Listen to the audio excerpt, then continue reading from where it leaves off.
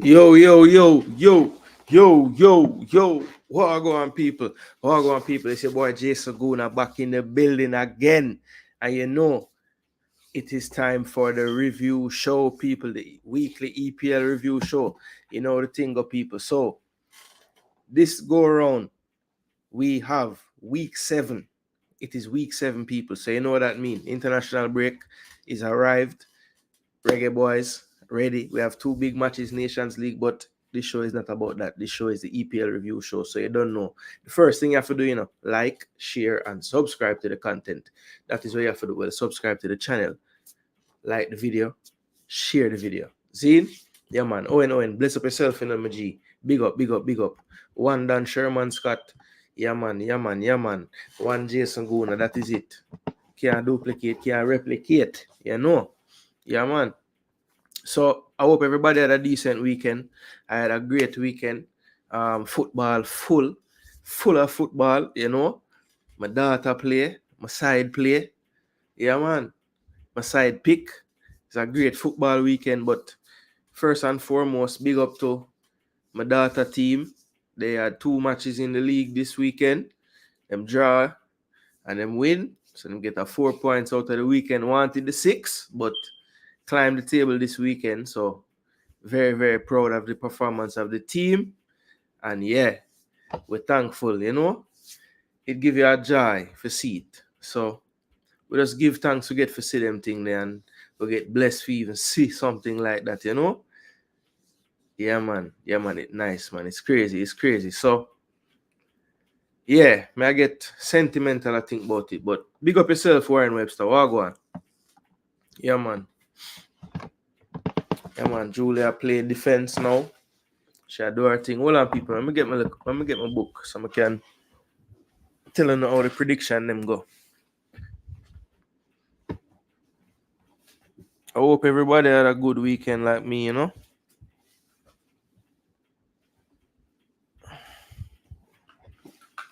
Show me where the book there. Hold on, the people.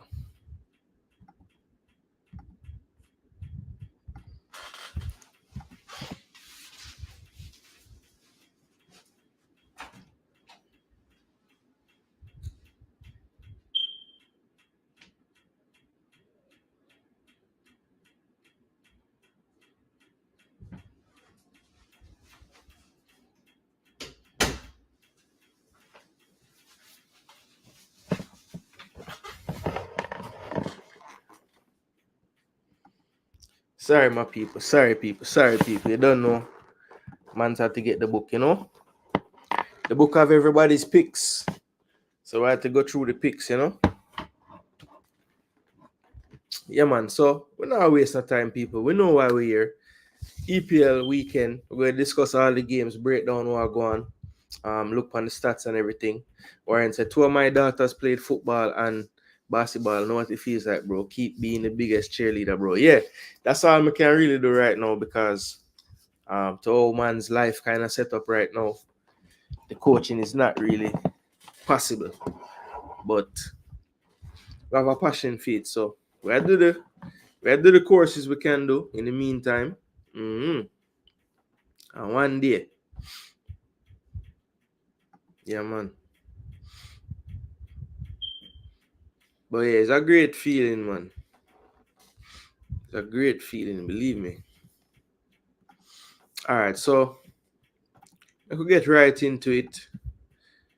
First game of the weekend was Crystal Palace and Liverpool Saturday morning. So let's take a look at that. Remember to like, share, and subscribe, people. Don't forget that. Very, very important, Yeah, man. Terrible. Somebody sent a message to me today and said Spurs just doing Spursy things, All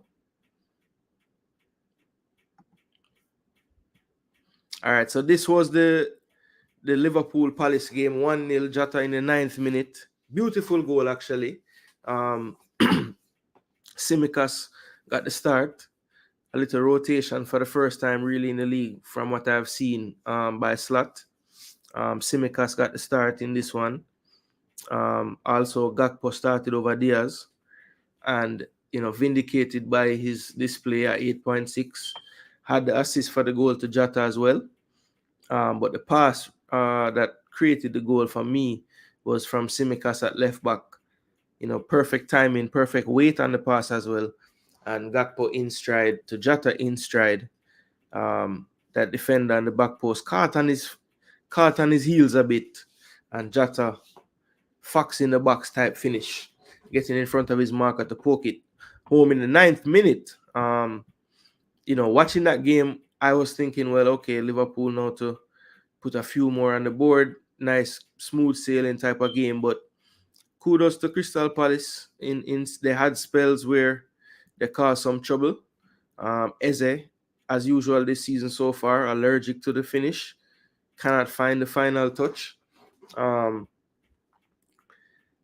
interestingly, I was saying that Nketiah and Mateta weren't looking like it could work. Nketiah is not looking like a similar profile to what Olise could bring. And they were trying to play the same system. So this time they went with Sarr, Nketiah, and Eze. And, for me, I think Mateta, something's going on. It doesn't quite look the same.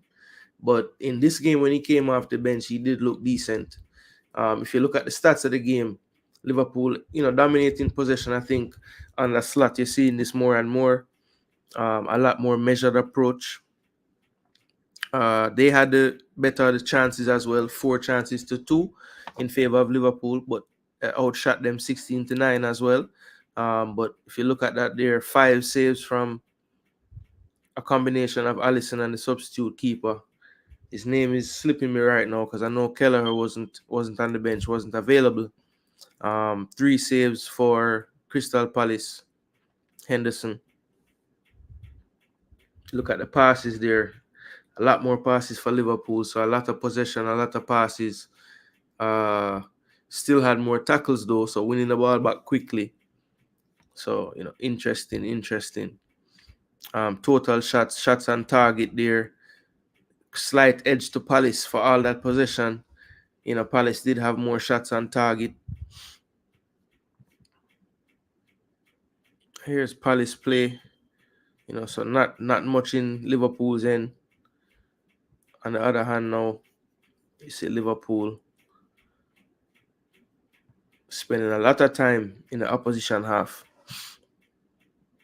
3 big chances missed, big problems there. But look at Palace as well. 2 big chances missed. Penalty area touches. You'd expect that. 350 almost more accurate passes. Wow. More entries for Liverpool as well. Yeah. Final third phase passing. So yeah, Liverpool, got the job done. We'll have to look and see as far as Alisson's fitness is concerned. This is becoming quite a theme now for Alisson for the past couple of years. Little niggling injuries here and there, starting to add up now.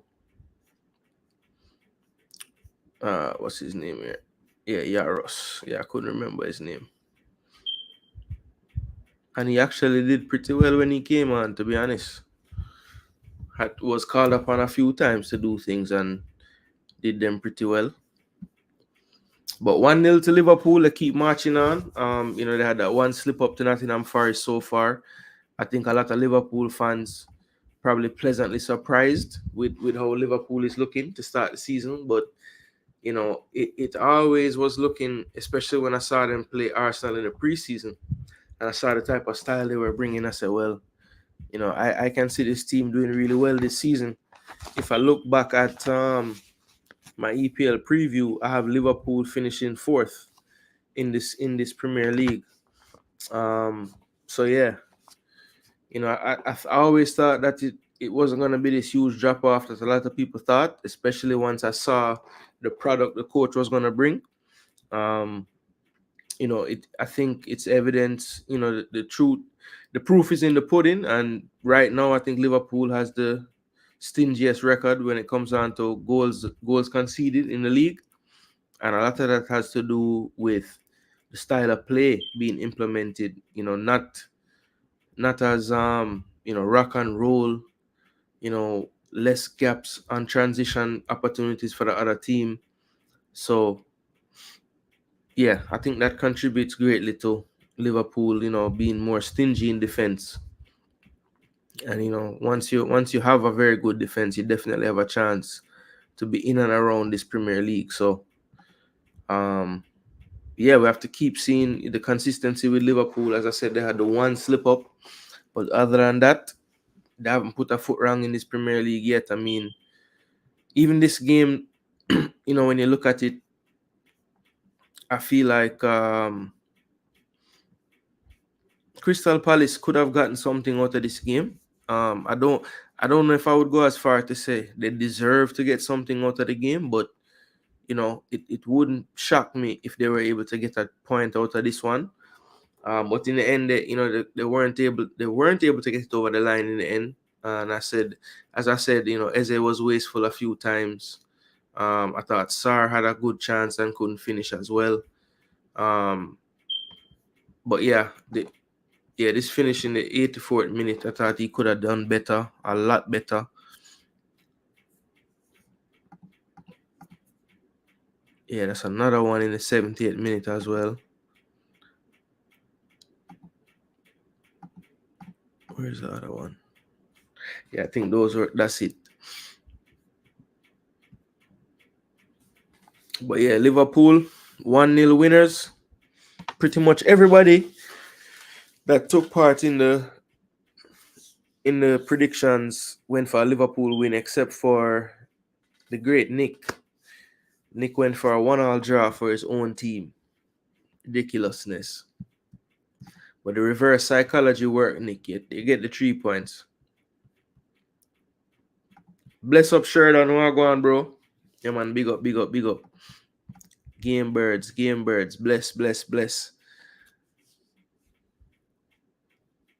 Man, look for the bless up float, what go on? Chaddy, big up, bro. What go on, bro? Yeah, man, we're outside. All right, so Liverpool Palace 1-0. Good game. I thought the Palace defense looked a little bit better with those three around the back.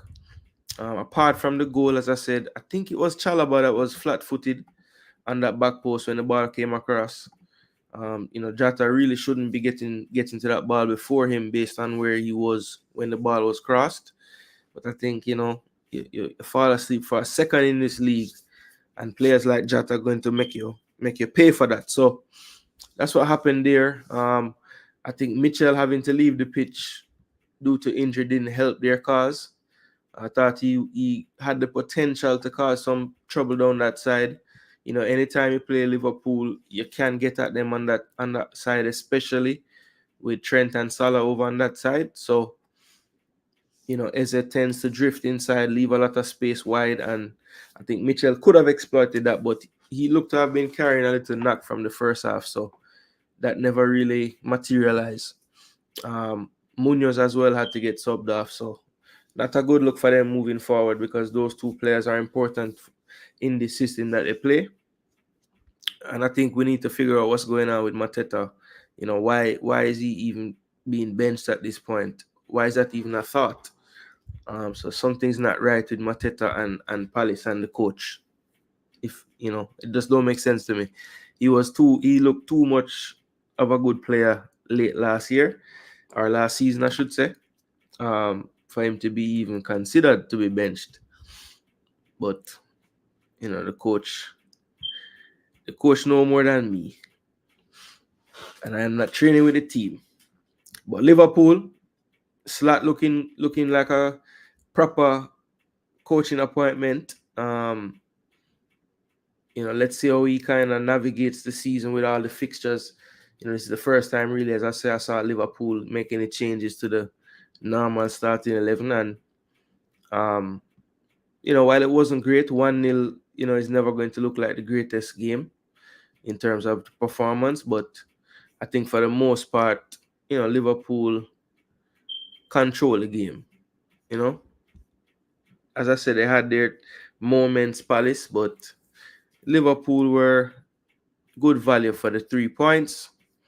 So they were able to stay top of the table and sit back and relax and watch the rest of the games unfold for the week. So the next game, 10 o'clock window, Arsenal and Southampton. So, of course, people, this game is very, very important because it's the Gunners. I remember see something though. Before we start talking about the Gunners game and get too excited, remember see. Big up in a Big G, what go on? Say, what a match week, yeah man. It go on, BX gonna it go on. Up to the time. Palace are in danger of falling off early. Yeah, that is true. Them need to figure out some things, man. Cause it now click right now all the way. I might go and I can. One black god. Yeah, man. Blessings, actually. Big up, Mm-hmm. All right, so 3-1, Arsenal defeated Southampton. But this game right here, if you look at this now, the match detail, Arsenal, domination, first half, cruising. But the big problem, 0 goals in the first half. Right? Second half now, Southampton had a nice little stretch in the beginning there, got a goal. Cameron Archer. I thought that Saliba could have done better on that particular play. I thought that he never quite closed him down enough after the initial flick off the head by Archer to put it into the space. I thought he gave him a little bit too much room to just make that little dip inside, and he was always on the back foot once he got that step on him towards the goal. And then it was an unlucky deflection, but a good strike. That's why he hit it low. You never know where that deflection can take, and it's like the ball had eyes for that far post. Raya could not reach that one, so it was 1-0 to Southampton. And as an Arsenal fan, I'm thinking, all right, well, saw some beautiful football in the first half. I don't have nothing to show for it, but now we don't want love. So, one thing that I think I want to say, it was it last season or the year before. All right, yeah, I think it was the year before, like the first year when Arsenal looked like them trying to actually become a team that might be able to do something in this league. Every time we would concede a goal, we would score within like 2-3 minutes or 4 or 5 maximum. And it's something that we have continued to do for a good little while now. Like if we ever go down or when a team score even a goal and we're up already, we score back right away, and them thing they like we just take back the strength and everything. And the same thing happened in this game, I thought, because as soon as Archer got the goal, there was never enough time for the Emirates to start to get down, or the murmurs and the worry and the groans if we give it the ball, and none of that never happened, because as soon as we go down, I'm not sure who was guilty of it. I think it might have been Flynn Downs. Tried to basically play a pass, but Saka blocked the pass. Played a quick through pass to Kai Havertz, who let it run, took a nice touch to the left, bang it to the left foot off the post, 1-1, and the stadium lift up again. And from that point, it kind of felt like inevitable, But before we get all the way to the second half, let's just talk about the lineups. So I had a feeling that you would see Southampton play something like this, the back five. Kyle Walker-Peters was back in the starting lineup, had been kind of sitting on the bench for a few games. Mateus Fernandes, Flynn Downs, Joe Aribo, Tyler Diblin. Good, looks like a good, talented young player so far. Quick on the ball, good left foot. Ross Stewart got the start, which was surprising because I thought, what Archer can bring, and you saw it on the goal, just that ability to find those channels and, make those good runs through the spaces is how you'd want to play at a team like Arsenal, who, of course, if you can counter, they would have spaces to run into. So I was very surprised. I think, we don't wish injury on people, but,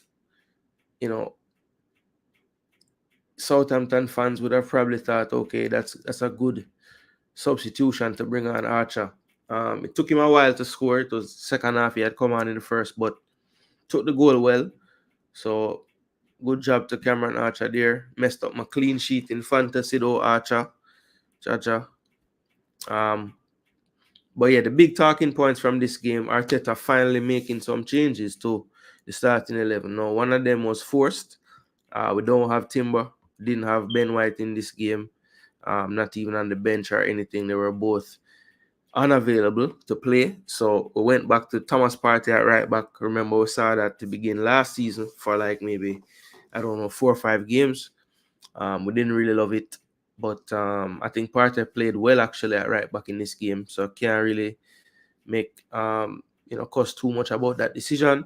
Calafiori kept his place, but then the big one, Raheem Sterling got his first start for Arsenal. No Trossard, no Martinelli, and then Gabriel Jesus got a start up front with Kai Havertz kind of playing that kind of midfield / striker role during the first half, and basically while Jesus was on the field. Declan Rice and Jorginho was in midfield, and Saka, of course, wide. So that was kind of the biggest change that we saw, just Sterling starting. If I go talk about Sterling game, for me, Raheem, he did all right. He did all right. It's still, you can still kind of see that he's not at his like peak, like something is kind of still holding him back.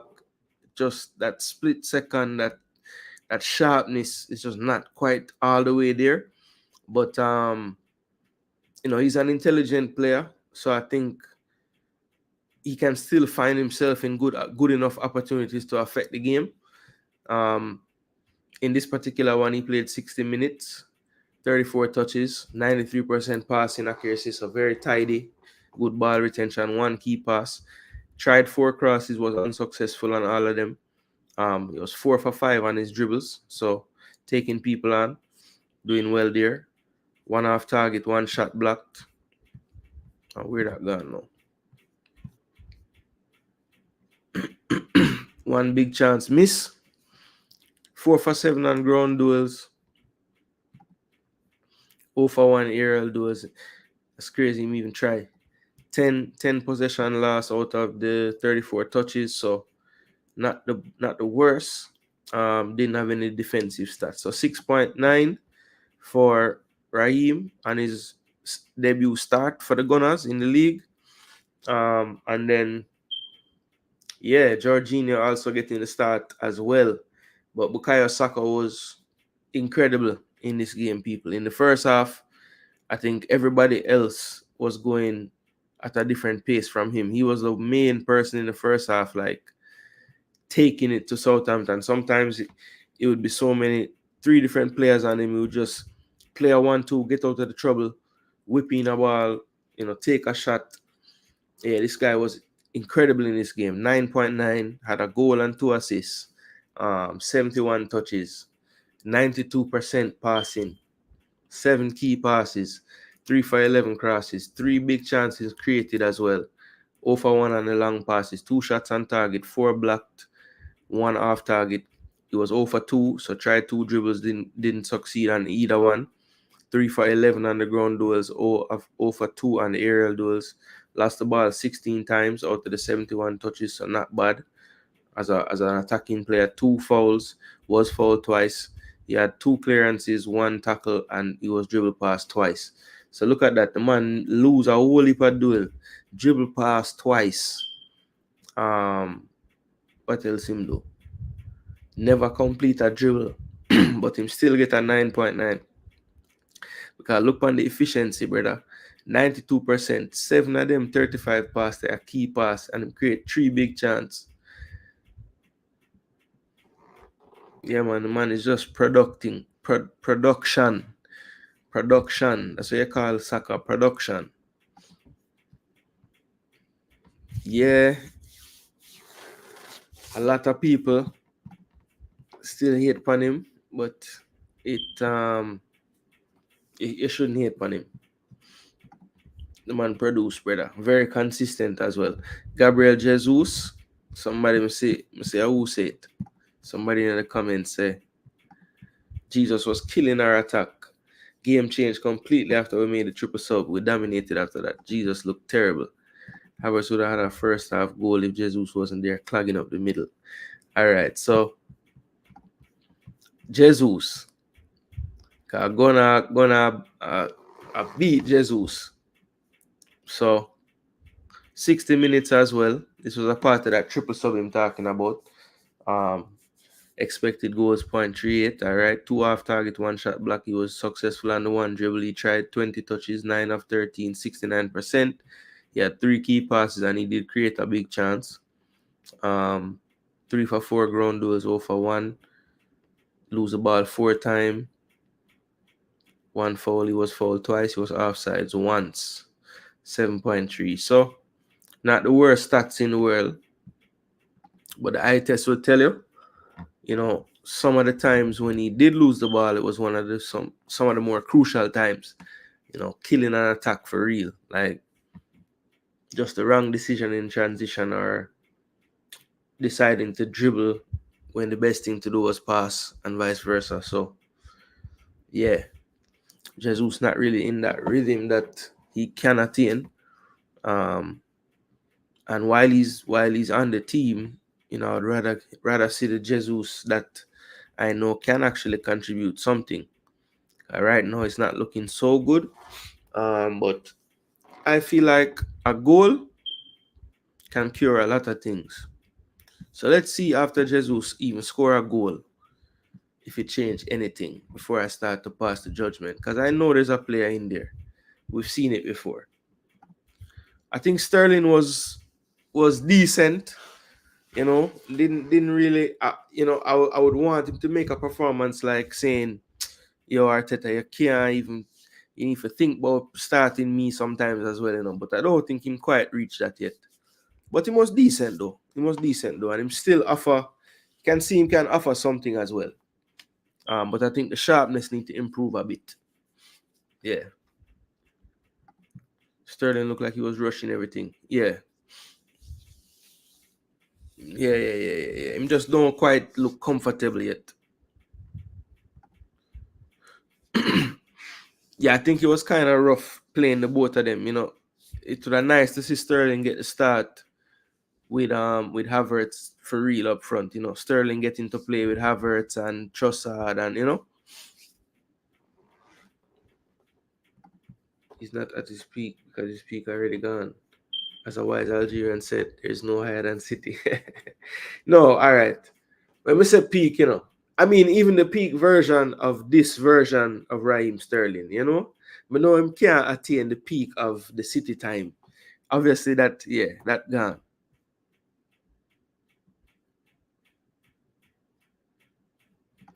What you say? You have hope for Sterling, but Jesus losing place. Not true, Chile. Most quality players do well after turning 30. What you say? Sterling should still be in his prime. That's interesting, should Sterling still be in his prime right now? Because Sterling not how much? 29? Yeah, I mean, him shouldn't, yeah. Because he might turn 13 in December. Yeah, bro. And them man, they keep themselves fit. So, 29, that's an eye test is all you need for real. Jesus my ball are more the same. Actually, bad man, Jesus needs to put his tools and quality to better use. He's wasting too much time and opportunity. Yo, the man have talent, bro. That may I tell you. Him just, man, on a confidence right now, star. And I want to talk about it. So, Havertz equalize, and then Saka again, brilliant ball. If Lamine Yamal do that pass there, everybody in the world put it on Twitter. I say him invent passing, but a brilliant run from Martinelli as well. If you saw that replay of that run, Martinelli kind of basically curving his run caused him to stay on side, and then good finish from a tight angle. I thought Ramsdale positioning wasn't quite perfect on that he left too much space between himself and the post, and Martinelli took advantage, snuck it in at the near post there, and then icing on the cake kind of goal late. Trossard actually over dribbled the chance. The defender, I think it was Sugawara, the Japanese national, he kind of over dribbled, and Saka was there to finish with his right foot. Neat finish to cap off his big day. 2 assists, 1 goal for Saka. So I think that's what, 7 games, 2 goals and 7 assists for Saka so far this season. So yeah, putting in some decent goal contribution returns, and Arsenal was able to keep pace somewhat with Liverpool with these 3 points. So 3-1 in the end. Some Arsenal fans are a bit kind of concerned that Southampton was able to do what they were able to do in this game in terms of opportunities created. If you look at the expected goals, though, Arsenal big edge 2.83 to 0.65. I think this is a part of what the Gunners fans were a bit upset with. The possession stats for the game 59 to 41. They would want to see the Gunners 65%, 70% against a team like Southampton. But credit to Southampton, they tried to play and they were able to do so from time to time and keep the football and just, play the game at their pace. So kudos to them. They were able to create 2 big chances. We had 4 created. For me, not enough.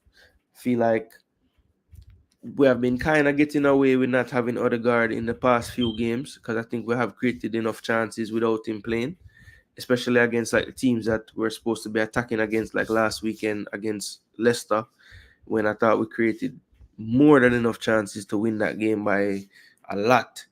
But this one, just the 4 chances, big chances created. We had some half chances here and there besides that, but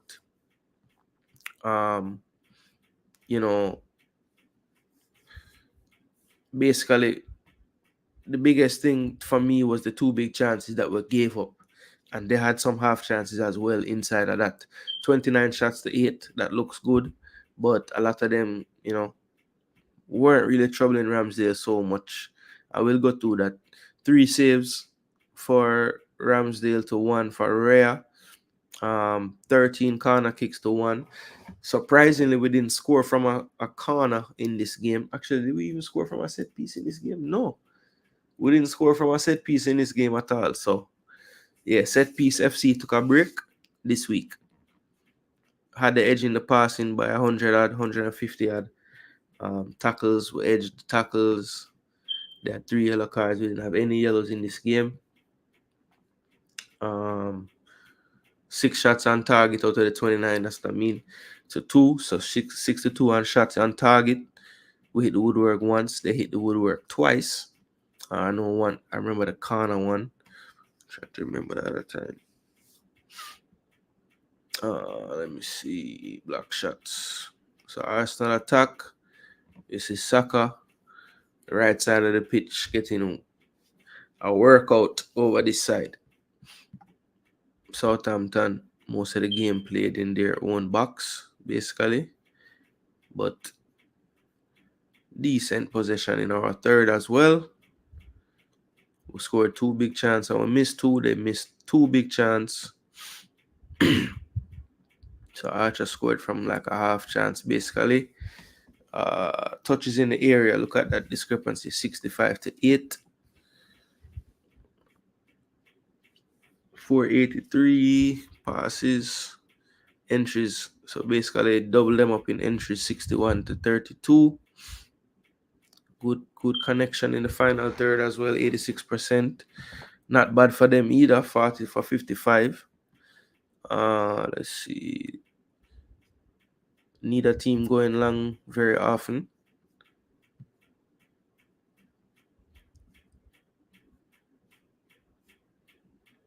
Saves. 17 goal kicks to 1. So live over there. Yeah, so one more ask. Are the Arsenal fans getting too picky? Because to me, I mean, yes, it wasn't it wasn't like the best performance in terms of, preventing the other team from doing things. But I don't know, bro. I just feel like there's gonna be games where you don't keep a clean sheet. Everything don't go straight to script. But for me, once we got the goal from Martinelli to make it 2-1, it was pretty comfortable from then. I mean, they had one little spell where they looked like they might do something, but I felt pretty safe that even if they did do something, we would just score again. I don't know. I felt like it just felt like they had the right mentality on the day. And you make a good point when this triple sub was made. Martinelli, Trossard, Marino definitely stemmed the tide. You can see even in the stats, these players all had a good mark on the game, even though they only played for that 30 minutes time frame. So good win again for Arsenal. Southampton should not feel shamed in any way. I thought they did really well as well. Gave it a good game, and kudos to them for sticking to the principles that they use, and they executed it pretty well on the day. We'll see after the international break, if players return. Of course, right now Ben White is out, Timber was out this game, Martin Odegaard, Zinchenko. We'll see how many of these players actually, after this 2-week international break, are able to return and give the Gunners some more help in numbers and depth. All right. So Arsenal 3-1. Are the Gunners fans being too hard on the team? People upset with the 3-1, wanted the clean sheet.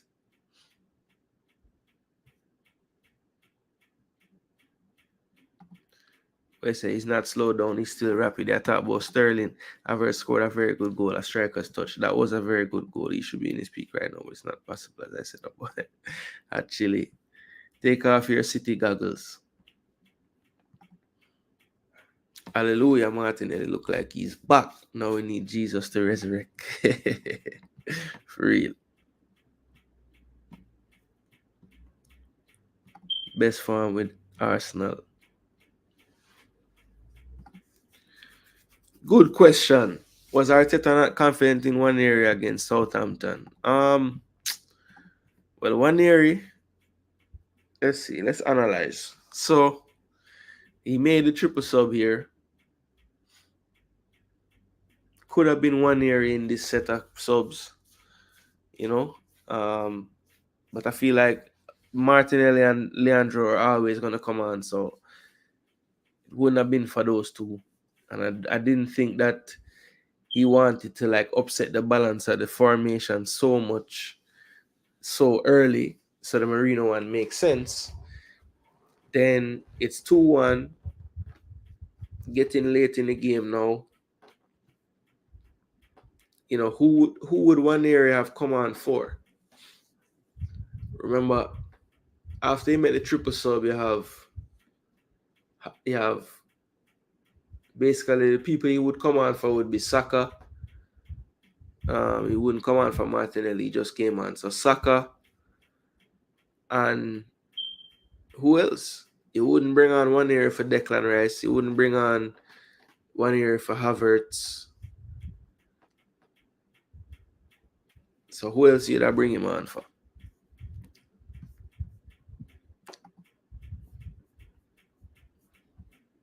Unless you're just going to take off Saka. And then if you take off Saka, you don't get the third goal. Maybe one year score it though, so who knows?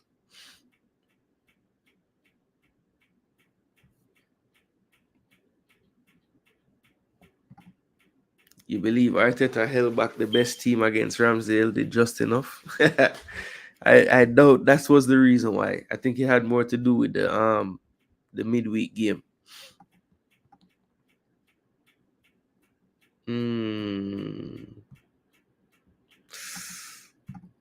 Well, him gone what, one?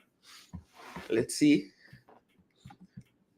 Got the 3 points with no injuries. That's true. I didn't hear of anything after the match either. Let me check something as a matter of fact. I feel like I'm gonna switch up this, as long as them have some half decent.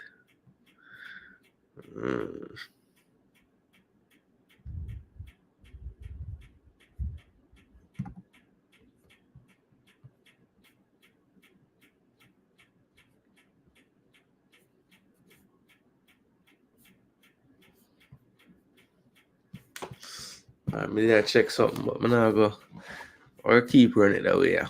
All right, so 3 points in the bag. 3 points. Yeah, man. 3 points.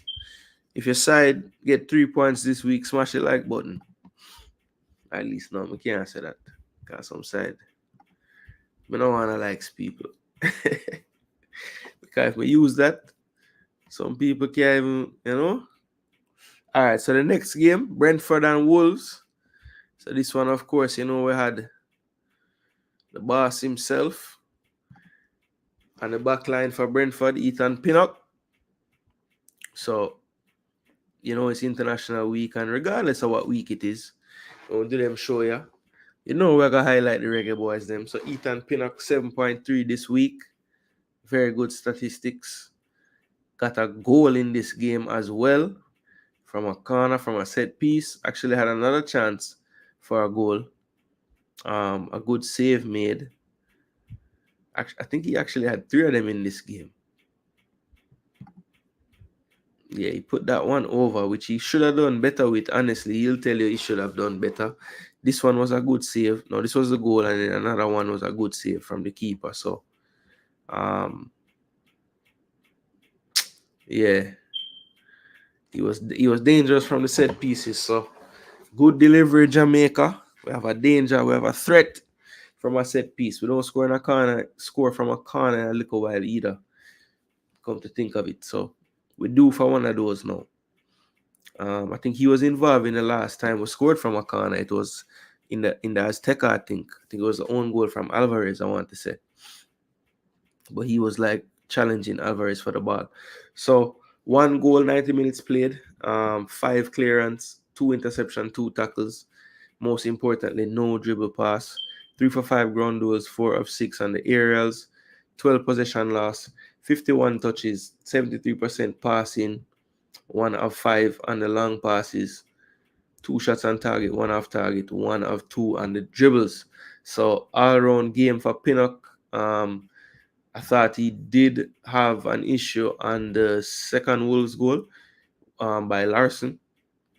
Good cross into the box, and he kind of Pinnock took a glance at him for a split second, and then for a split second started to look at the ball again, and that split second cost him, because by the time he realized that Larson was coming to make the challenge, I mean, it was the touch from Larson, and right after that, Pinnock is late trying to clear. So that split second cost him. He just lost him for like a second. But yeah, that second was really costly. So that second goal, I will say, he'll look back at the tape and say, okay, how could I have done a little bit better on that one? But Brentford just kept on going in this one. They scored literally in the second minute this time, so almost the first minute again. So I don't know what is going on, but I know all the people that will do the prop bets and them thing that them probably bet on, you know, Brentford to score before a certain time, you know. Matter of fact, let me do something real quick, because yeah, people, why may I do this real quick? Smash the like button. Smash the like button, people. Smash the like button.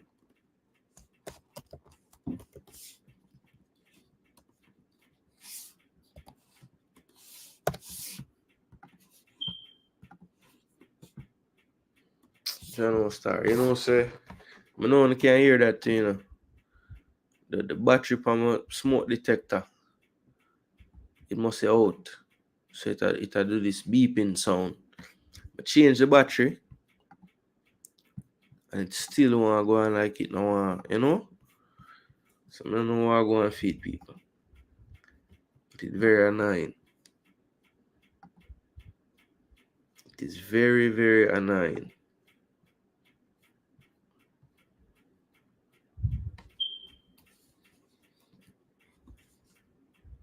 But But smash the like button so I feel better.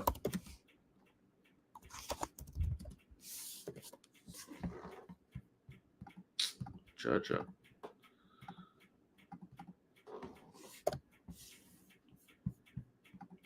I'm almost finished, people. Let's I do something I never get for do before. Come on, I'm gonna show the people them this, you know.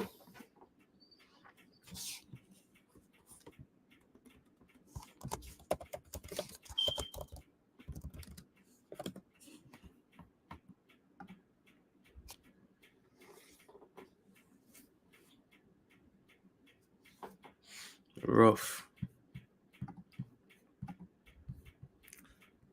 All right. So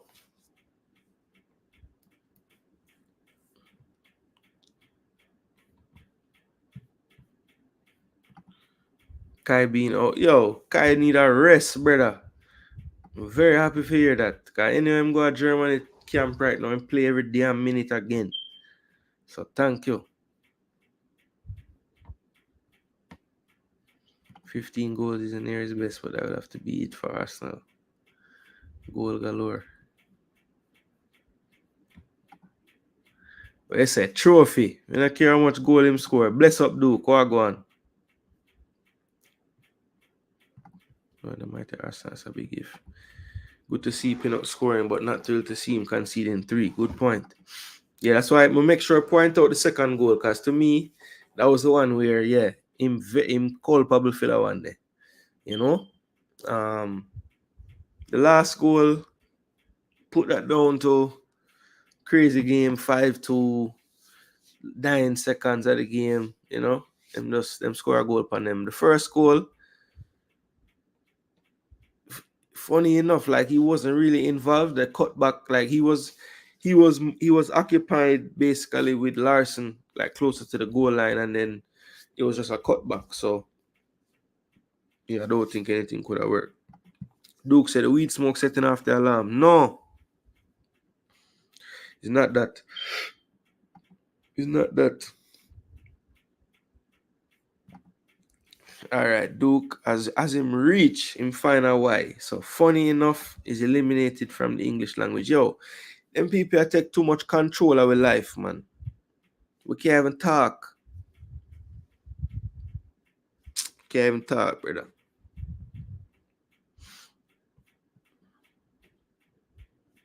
Bless up, gigs. If we never bless you up, just I say that to think. Bless up, gigs. Make sure I like the video, you know. Very, very important. All right, so 5-3. This game was mad. Cunha getting a goal after Collins scored in the second minute. Then you had a goal from Larson. No, actually there was a penalty before that for Mbumo.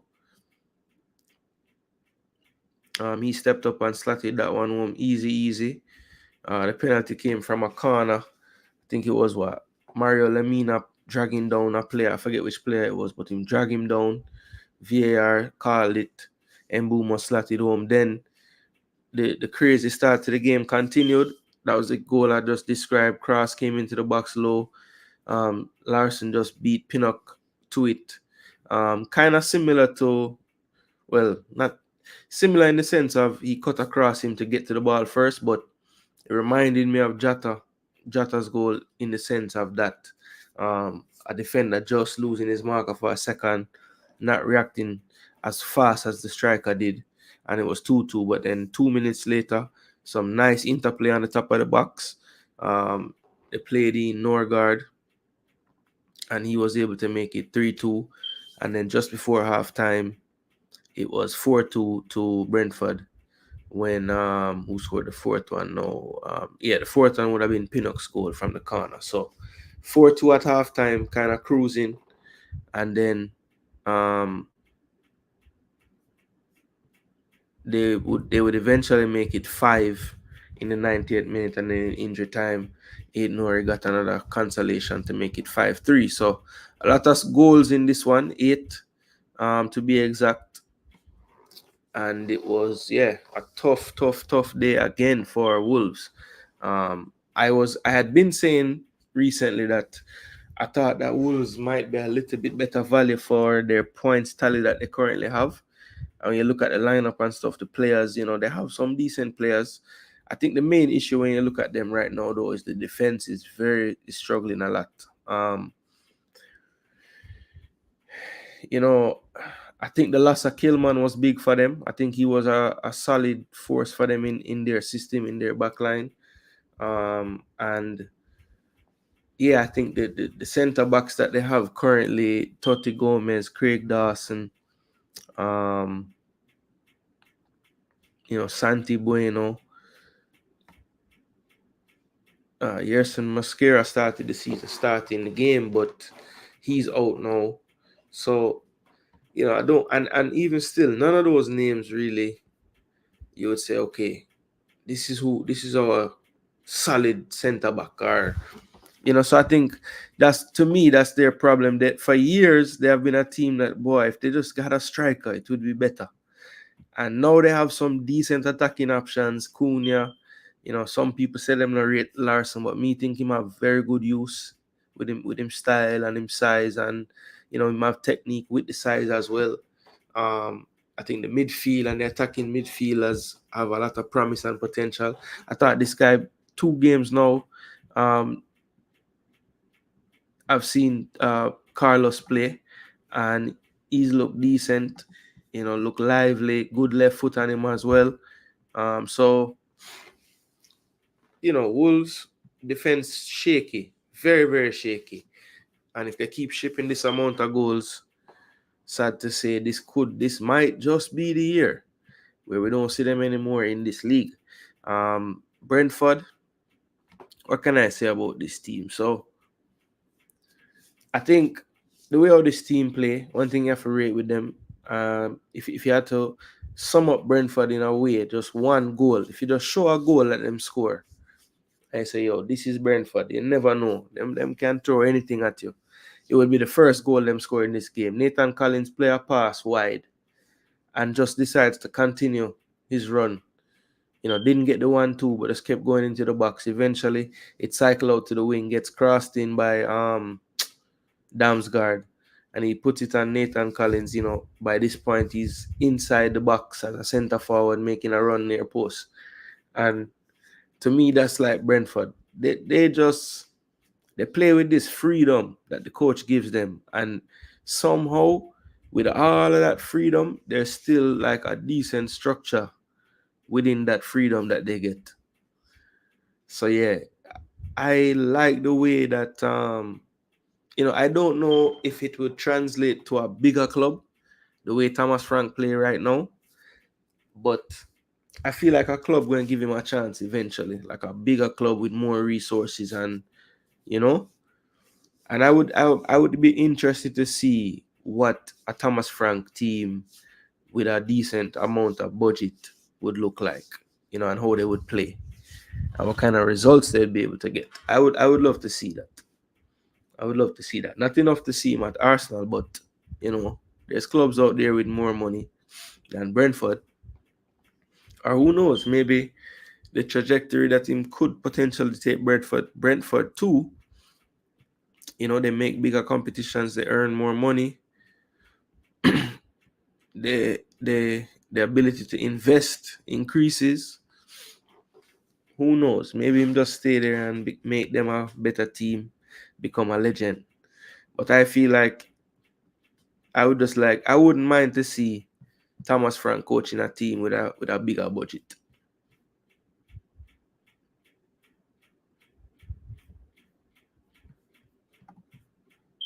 Who you saying taking too much of with life? What?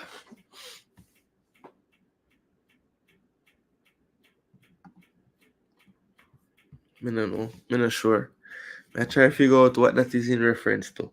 We're saying taking too much of with life.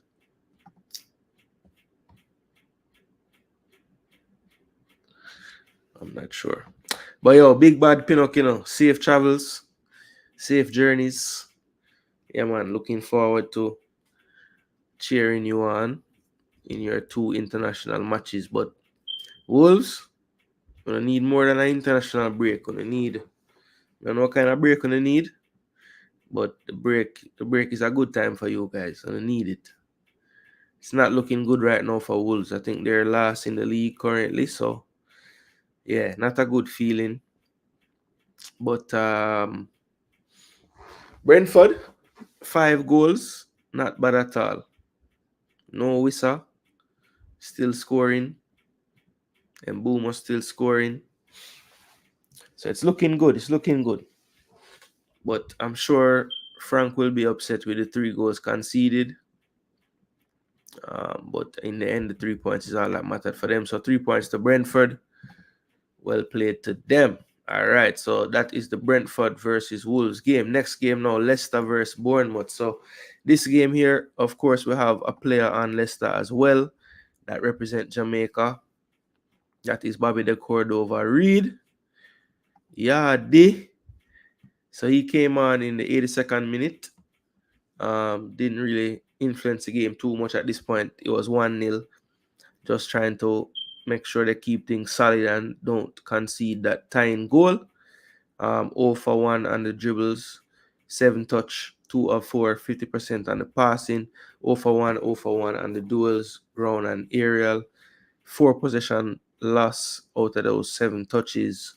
So not much to write home about for Bobby, but he was in there doing a job, and the job was completed because Leicester won the match 1-0. Now, one of my favorite goals of the week could have been, is it the best goal? I have to really think about it. But my favorite goal are one of, because I have a couple favorites. But this one, if you never see this goal by Facundo Buonanotte in the 16th minute versus Bournemouth, you need to go back and watch it. Brother, the man deal with Marcos Senesi the wickedest way. Senesi spin round, turning back to the play. Turning back to the play, brother. Disgusting how the man deal with Senesi on the play.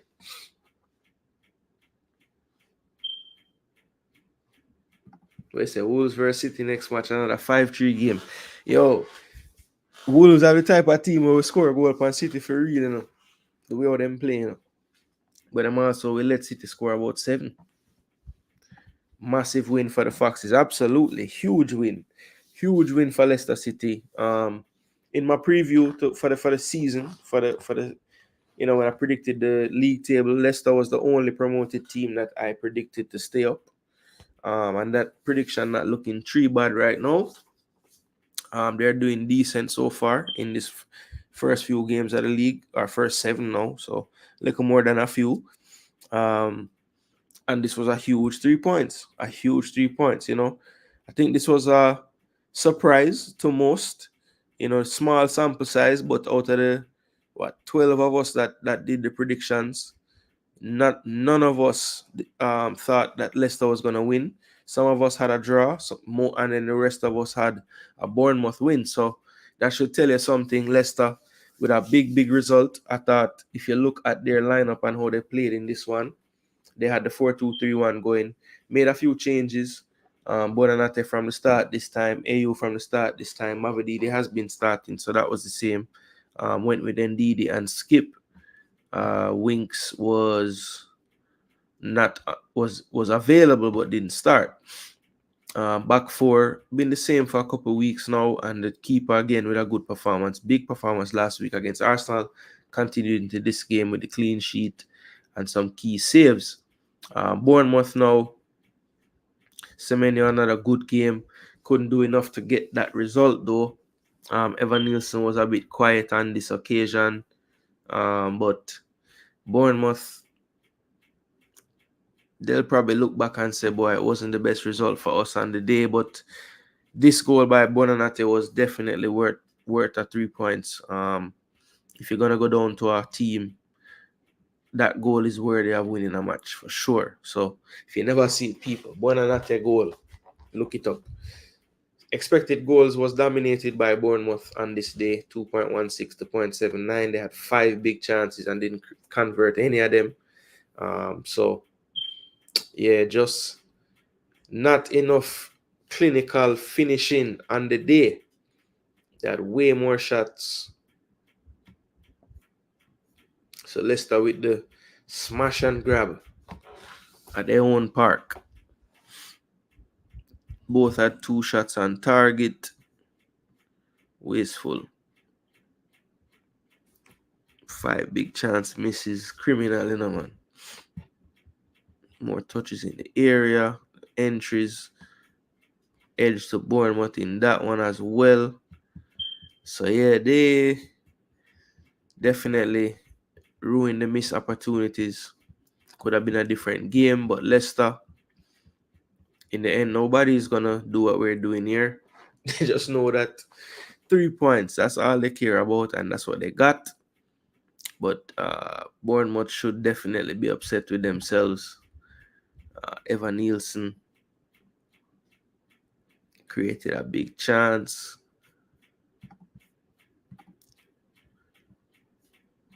Clivert hasn't really hit the ground running this season. Only lasted the first half in this one. Was playing a lot better football last year. Marcus Tavernier played the whole game. Very versatile. See, spent some time on the left, central, and on the right. But yeah.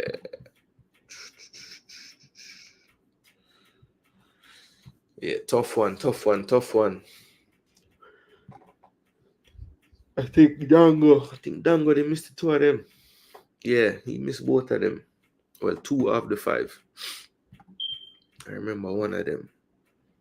Unal, I think, missed one too. But Bournemouth went down. Not a tough result for them. Leicester getting a big 3 points. This is something that will make them feel good going into the break. Bobby Reed, also safe travels to you, my boss. You have a little more rest on you. And that might be a good thing because I know that the coach is going to be giving you some minutes in this window. So you're fresh and ready. And safe travels again, my G. Bobby Reed. Reed safe. All right. So moving right along. The next game, Man City versus Fulham. Now, this game right here was a mad game. The way all the highlights, it was wicked. I went back and watched the game because I couldn't believe what I saw in the highlights. So this one, Man City 3-2. As you can see, 2 goals conceded. Not the best for the citizens, but Mateo Kovacic doing his best Rodri impression, scoring 2 big goals, and that made a difference. Plus Doku off the bench with a brilliant strike, cutting it on his right foot. That ball did some serious movement in the air, and Burnley was beaten, couldn't do a thing. Consolation in the end from Muniz about 3 minutes before injury time, and Fulham had some hope that maybe they could get a point out of this, but in the end it was too little too late, and 3-2 was the final score. Man City marching along as well, staying close to Liverpool just like Arsenal did. And as I said, Fulham though, honestly, Adama Traore, we forgot to have a talk, brother. My youth, I see you play for Wolves before, I'm see you go to the same place there, and sink them, and you get the goal them for sink them. But no, you want to dash them way. So you see this 5.7, this generous, brother. Adama Traore could have scored a hat-trick.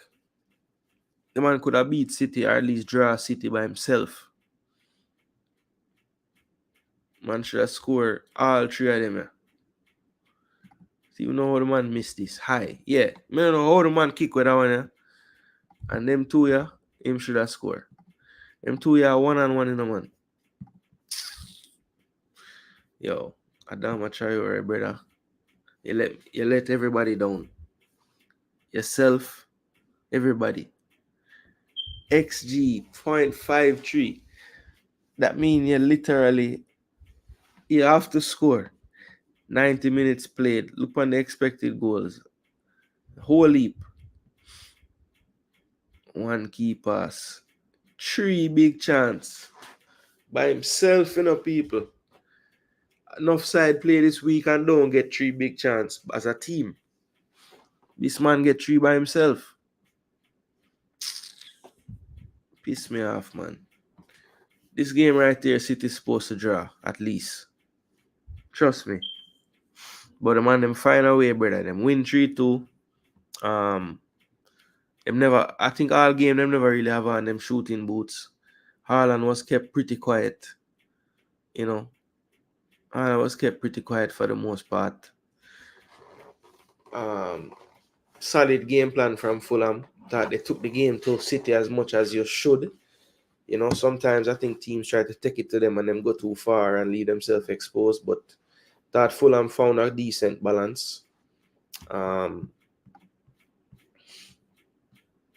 This one, though, the stats will tell you a little story as well. City, again, at home, 58%. Rather low for City, to be honest, at home. Especially, against anybody. It don't matter. Expected goals, Fulham had the edge there, 2.6 to 1.57. 5 big chances they created on the day to the 1 for City. City won the game 3-2, people. So that shows you. 20 shots to 11 in favor of City, though. 4 saves for Leno, 2 for Edison, and they were big ones too, one-on-one kind of saves. Corners, City had the edge there. Passes, a lot more attempted, almost 200 more. Fulham with a bunch of tackles. Shots on target, 7-4 in favor of City. Let's look at the entries.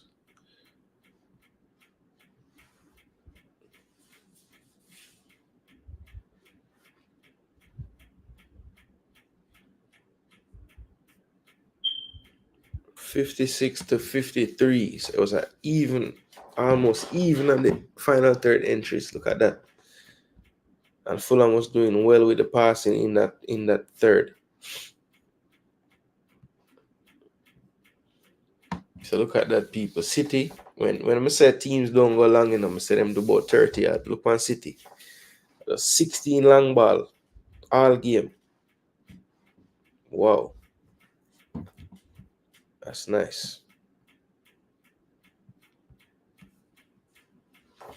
So yeah, this game right here, people, was a mad game as well. For long stretches, it looked like Fulham was going to equalize when it was 2-1. And then Doku, really, that goal was against the run of play, to be honest. That goal came after a good stretch of time where Fulham had the better of it, looked the more likely. But can't take nothing away from the Doku strike. Brilliant strike. And as I said, just based on how the game was going, that Muniz goal, I always felt like it was just a little too late. So in the end, Man City moving on, getting the 3 points, getting it in the bag. FPL managers, that's a couple games now. Erling Haaland don't score a goal, so yeah, him costs a lot of money, and he need to start score. But that's one thing. I think I'm gonna have to take off Haaland off my team. We have to do it. I'm gonna have to do it because I feel like I can get better value if I have 2 big strikers instead of just him and 2 kind of, But anyway, getting sidetracked thinking about FPL. We shall see, though. Could be suicide to get rid of Haaland. All right, West Ham Ipswich. So we have our next baller. But we know got the call up from Coach McLaren and his team. All right, so West Ham Ipswich, we have Mikel Antonio starting up front. And Mikel Antonio had him a day, very good day for Mikel. Omari Hutchinson starting for Ipswich Town, of course. We're not to prolong the argument. Omari has represented us at the friendlies. level. I think he has 2 friendly caps now. And yeah, we're not sure what the future holds, but we still a track Omari because we know he can still play for Yard. But Mikel Antonio, this is Mikel Antonio's game by the numbers, right? So touch map. That's where he touched the ball on the pitch during the game. Let's see, 70 minutes played. He had a goal. Funnily enough, the way how the assists work on the fantasy game, he actually was credited with 3 assists. So, yeah, he had a hand in like all the goals. I think this is a bit more stringent as far as rebounds not counting as an assist, but in fantasy they do. So 1 goal was involved in pretty much all the goals though, whether it was a run off the ball or something, providing a pass for the guy to score the goal. 2 shots on target, 1 shot off, 1 shot block, 0 for 1 dribbles, hit the woodwork, and he had 2 big chance miss. So the fact that he had 2 big chance miss and he still got a 7 point something, typically that means he had a good game, because the missed chances for a striker do really drag down the score. 24 touches, 7 of 10, 70%, 2 key passes, and he created 2 big chances. So that's really why it kind of balance out. 2 big chances created to go with the 2 big chance miss. That's kind of a wash. 1 of 1 on long passes, 1 of 3 on the crosses, 0 for 3 ground duels, 1 of 2 in the air, 10 possession lost in 24 touches. So to be expected a little more for a striker, but would I like to see that more around the 8 for so many touches. That would be nice. 7 or so. 1 foul committed and didn't have any defensive numbers. But a 7.2 for Mikel Antonio. Good to see him on the score sheet before forwarding to Jamaica to play for the Reggae Boys.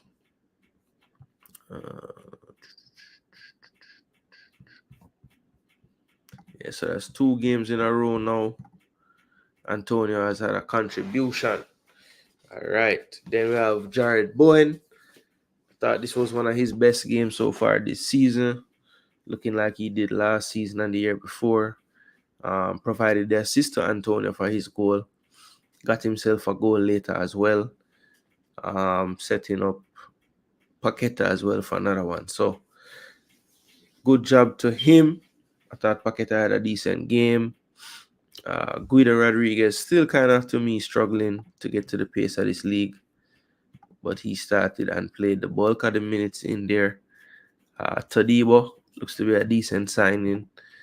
And it's crazy how much better Killman looks with Todibo beside him compared to some of the other partners we've seen him with so far, the Mavropanoses of the world. But yeah, West Ham, is this just we played Ipswich on a day, we give them 4, or do you think they clicked and they found something? Let me know in the comment section what you think about that. Thank you.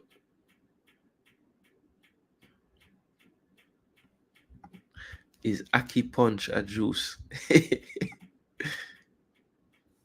Thank you, Adama, and thank you, Edison. Yeah, man, 2 of them are some idiot or performance of wins almost. Big bad city. American striker scoring this weekend. Brilliant. Yeah, man. Striker them get goals, man. It's nice. See if I carry it over now. Kudu score as my dash him where him score. So life always going a fantasy, man. From you remove a player from your side, you can bet the next week them score. If not the next one, the week after. Goal is forwarding. But it makes sense though, because you got him in for a reason. And sometimes you just need patience. Because if you get rid too soon, and if you hold him forever, so yeah, that's the dilemma, people. When to do it? When should you do it? But yeah, let me know, people. West Ham is a product of they just played Ipswich on this day, and Ipswich had a bad day, or do you think the coach figured something out? Let me know. Because West Ham really and truly was a side. I think a couple of sides this week needed a win, but West Ham needed it big time. Okay, it wouldn't look good if they never get the 3 points against Ipswich at home. No, sir. Problem. And the start of them have before that. All right, Everton Newcastle. This was a goalless draw. Newcastle wasteful. I think Newcastle finally now, when you look at their performance in this game, maybe we haven't seen the full effect of the missing of Isak and, to a lesser extent, but just as important right now, Wilson. They really and truly need a striker to go along with the way they're playing. I think Anthony Gordon, while he's still serviceable, still playing decent enough, I think it hurts his game a bit to have him through the middle. I think he's really a lot more effective with a striker central and him able to do his damage from the side, cutting in and what have you. So, yeah, this international break, they need to get their players healthy. I think that will help them. A good game for them for the most part defensively. Pope had to make one good save. I remember low to his right. Pickford did also save a penalty in this one. So yeah, Anthony Gordon, after scoring the last penalty he got against Ederson last week, had another opportunity for another penalty at nil-all and could not get the job done. Good save from Pickford. Maybe they took some against each other in training or something. I don't know, but it almost looked doomed. He had the routine going with the breaths and everything, but it never really worked out. So good save from Pickford, and basically, that is what caused this game to stay at a stalemate until halftime. And then second half, much of the same in terms of goals, but I thought it was more Newcastle for the most part, just taking the game to Everton, and they just couldn't get the breakthrough. They won the expected goals. Everton, though, still had the two big chances to the one for Newcastle. 3 shots on target to 2 for Newcastle. Let's take a look at the entries. Very even, 60 to 58. I think Newcastle did possess the ball a bit better in this game. Yeah, 68 to 32, but Sean Dyche doesn't care. Sean Dyche creates chances with 0% possession somehow. I don't know how he does it. But yeah, Newcastle couldn't get the 3 points. Everton getting that 1 point there. Newcastle need their players to get healthy. Their attackers need to be healthy. We want to see Isak in this league. He's a good player to watch every week, and he's not there. How highly is Wes Morgan rated in Jamaica? I think when Jamaicans want to talk about accolades, you'll mention Wes Morgan. If you just say, who is your favorite Jamaican player? Very few going to say Wes Morgan. Very few. But whenever we're having a conversation like, what are the accolades of Jamaican players, people always remember him then, because he's, I think the only Jamaican to raise a Premier League. Now we've had a Jamaican in like the 50s win the first division, which I guess is the equivalent to the Premier League, but not everybody would know that info BX Gunner. So, but yeah, I think to people that think about it, Wes Morgan is rated very highly because he's a player that represented Jamaica at the highest levels. He went to Copa America with us. He played Gold Cups with us, World Cup qualifiers, and he's a Premier League winner. He was the captain of a team that won the Premier League. So, yeah, me personally, I rate him highly, very highly, because we haven't had that many players play in the Premier League. So that's huge. That's why I need for Dash Ireland too. Rather him did miss the pen last week instead, but at least he kept my prediction right. Yeah, that game, this people said draw. Yeah, I said draw. And you said draw. Nobody never said nil-all, but quite a few people said draw for that Everton game. Interesting. I think Academy win last week. All right, next game. moving to the games today now. So this game features another Jamaican, Aston Villa versus Man United. Of course, we're gonna make this one large up on the screen, people. So yo, drop on a like on the video, people. Drop on a like on the video. We reach Aston Villa versus Manchester United. Lots of storylines to go with this one here now. So let's just look at this from a Jamaica perspective first. Cause I don't know a reggae boy is weak, so my mind depend them thing there. So Leon Bailey, people. So yesterday we had a press conference, Steve McLaren. So Leon Bailey of an abductor issue. Reference seeing him playing the Champions League, seeing him getting sub down and sub back off. So I felt personally vindicated because I said, listen, my eye test was telling me the baller have something going on. Him not 100. Him not taking people on like him normally do. Him not driving into space like he normally does. Something is going on. And after that Champions League game, Emery spoke to the media and he said that Leon is having some issues and he wasn't feeling so comfortable. So, yeah, that led me to think, okay, he's injured. So I didn't really think anything of the fact that he was coming because I'm saying he's injured. So now I turn on the TV this morning, I see the lineup and I say, wait, Leon Bailey? Really? So it was kind of strange to see Leon Bailey starting. Because I figure even if him pass a late fitness test and them say him can play, that's fine. But starting him just seemed a bit strange to me. Anyway, he starts and he's not hooked off at halftime. He plays 63 minutes. This was his game by the numbers. 31 touches, 89% passing, very good. One key pass, good there. 0 of 2, tried 2 crosses, was unsuccessful on both. Had 1 shot blocked, none on target, none off target. 1 of 3 on his dribbles. 3 of 7 on the ground duels. He lost the ball 10 times in his 31 touches, so not bad. 2 was fouled twice, and defensive stats, no defensive stats going on there. So that is Bailey. This was his map. Some deeper touches there all the way down into the opposition third.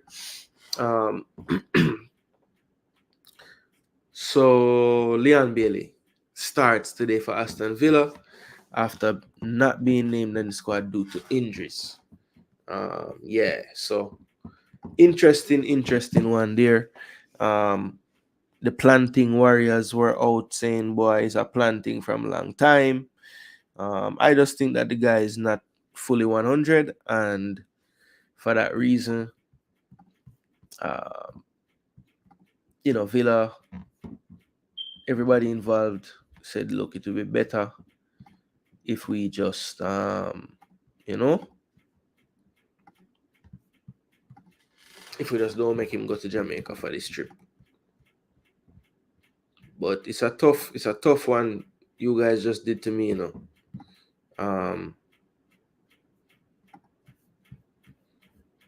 It's a tough thing you guys just did, Cause now I forgot to explain to people why it's not a planting. How the man start. Everybody ever said that, man. I tell you that from how the man start. So the next video I'm gonna do about some Jamaican content, we already know. I forgot to defend this again now and try to explain it and how this could actually go on. So, but the man start, people, and to me, him still look like him a run within himself. Him not fully exert himself. Again, there were time spaces there. Him not exploiting it. But heal up, Bailey. Go on their thing. This one was a nil, though. I don't know, man. First half was very cagey. Second half, I thought it opened up a little bit more, but I'm trying to think. Did one team deserve to win? Very close in statistics, Both teams just at 0.5 had expected goals. Shots very close. Emi had more saves to make, or made more saves. 4 shots on target for United, only 1 for Villa. Touches in the penalty area, Villa had more. Few more passes. Final third entries, Man United had the edge there.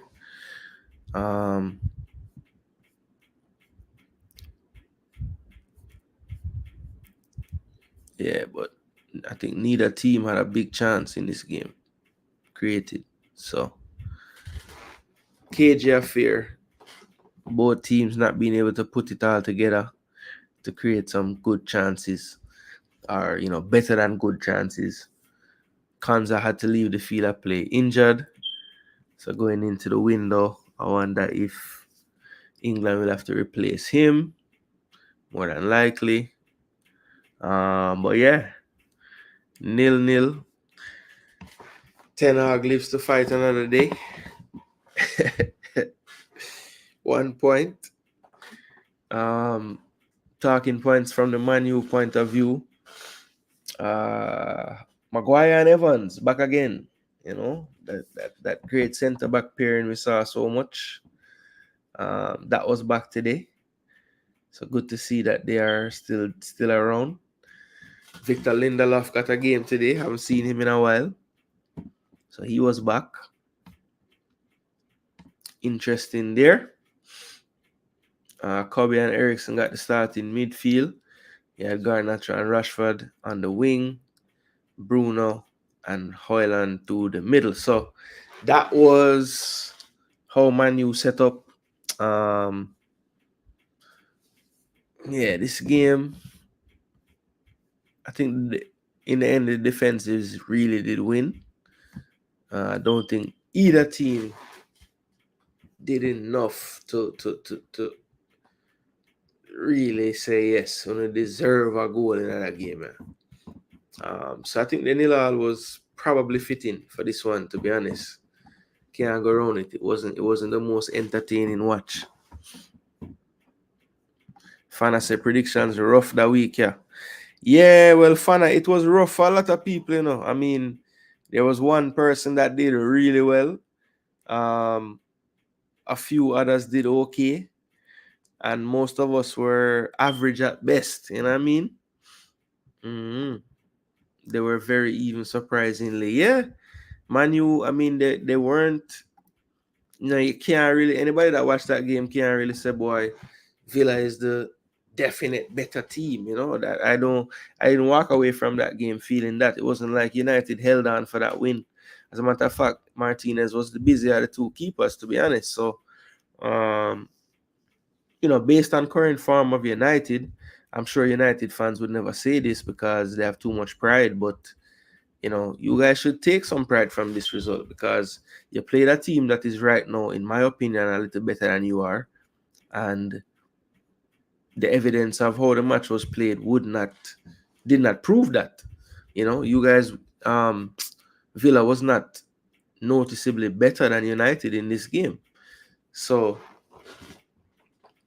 I know the United fans, again, 0-0 drawing with Villa. Maybe that's not the game where you even say anything because you're United fans and you're treble winners and you've won everything and you're the most winning team and this and that. So I get it.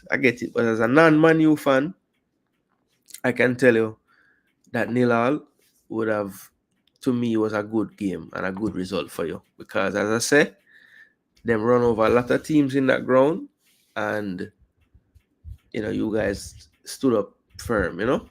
Yeah. So why? If Duke's still there, I'm dead for that one. Never know. I tell you, Man U needs striker. Yeah, so Højlund, 6.4, anonymous. Xerxes came on, 6.5, basically average, basically what you get when you do nothing. You just get a 6.5, you do nothing wrong, you do nothing good. You just did things, Yeah,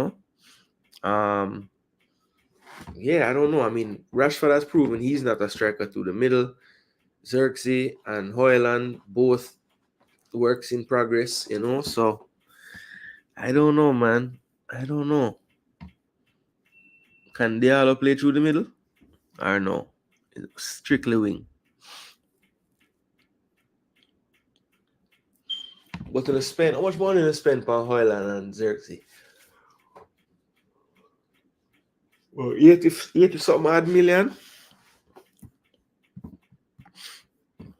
We might have did better off just buy one striker for 80 odd million. Two of them can't give you 15. Channel. But if the two of them can't give you 15, a problem, you know.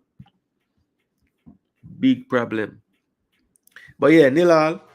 Point apiece. United probably needed the 3 more. But Villa don't want to let them leaders get too far because them aspire to be up there as well. Next game today. It was at 9 o'clock as well. It was Chelsea and Forest. This is what the second red card for Forest in 3 Premier League games. This was a double yellow to James Ward-Prowse on the day. Robert Sanchez. There's a wide gap of what kind of performance I'm going to give you. Today was the good version. And Matt Sells had a really good game as well for Forest. So in the end, I think both teams can thank their keepers for keeping this one at a point. There was a particular stretch in the second half. I believe it was just before injury time when both keepers made point blank saves within like 40-30 seconds of each other. Really up and down, back and forth game in that little spell. And you could see Nuno trying to tell his team to calm down and stay compact. But it's Premier League football, so sometimes the players them just start them head just take them, Man, them start go too crazy and just run out of them formation and all kind of things. Fana said we should have bought Tony. Why Tony alright. Tony soon buy you. Because Tony will make a bag of money over there. Man, you in 14. Jeez. Say it ain't so. Alan has more goals than United have points. That rough. That rough. Saka have more goal contribution than United have points.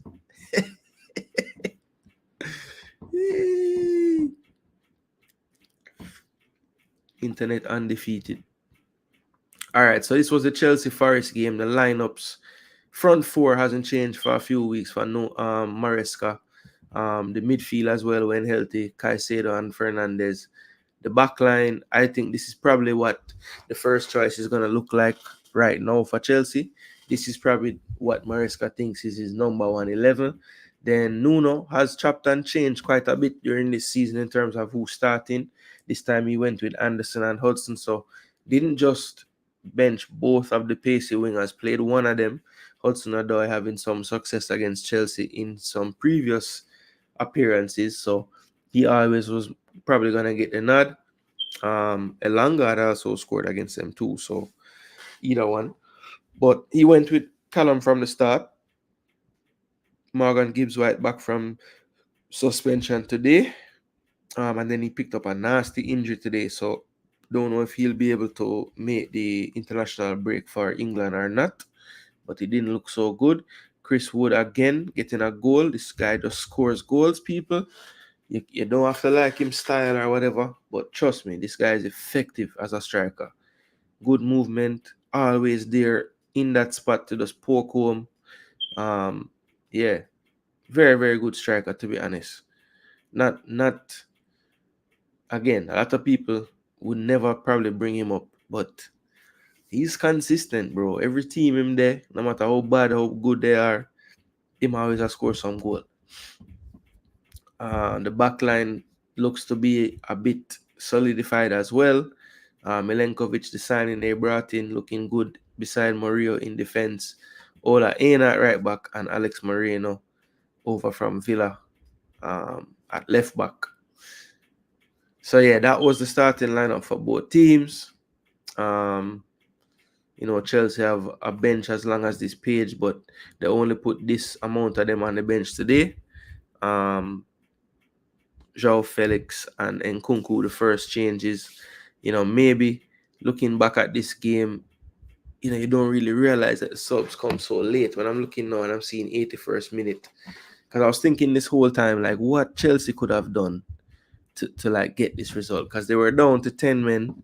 When did he receive that second red, second yellow? So okay, so it happened right before the sub. So maybe he was thinking, let's keep it how it is for now. But maybe this double sub was already planned and he did it faster because of the red. I don't know, but it felt like once Wood equalized and once Madueke equalized and the euphoria of an equalizer went away, it seemed like it had gone a little bit flat for Chelsea. So I was surprised he didn't make a sub faster.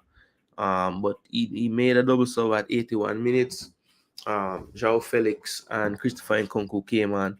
João Felix missed a glorious headed chance at one point.